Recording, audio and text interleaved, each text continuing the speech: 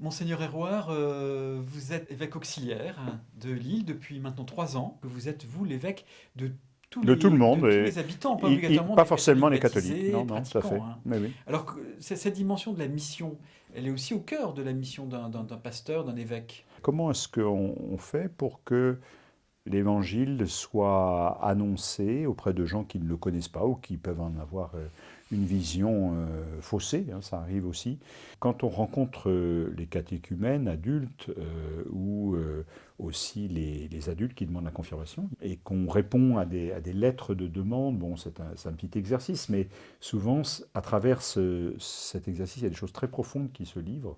Et je pense que là, on se sent parfaitement pasteur et missionnaire. Et puis, ça doit être agréable de sentir que l'Esprit Saint nous a précédés. On est toujours partagé parce que, bien sûr, on a des, entre guillemets, des plans pastoraux, on cherche à donner un peu des accents, des directions, à se Orientation. dire, voilà, il faudrait qu'on soit plus attentif à ceci, à cela.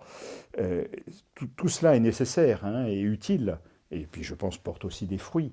Mais en même temps, il faut le faire en sachant que ça ne nous appartient pas, hein. Et c'est toute à la fois la richesse et en même temps la difficulté du travail en Église, c'est-à-dire que il faut qu'on mette toutes nos forces, notre intelligence, notre créativité pour que l'Évangile soit annoncé, et en même temps se dire que bah, c'est pas nous qui faisons le travail, c'est Dieu qui agit, c'est l'Esprit qui est à l'œuvre. Regardons, contemplons l'action de Dieu dans le monde, dans l'Église.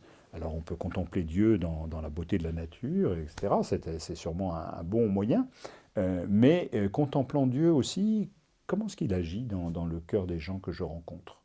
Et comment est-ce que, du coup, je peux être simplement le révélateur ou le témoin de ce que Dieu accomplit dans la vie des hommes? En fait, je crois que profondément, qu'aujourd'hui, dans le monde du 21e siècle, être chrétien, c'est une grande chance, hein. C'est une chance pour soi, bien sûr, mais c'est une chance aussi parce qu'on a quelque chose qu'on peut partager avec d'autres et les aider.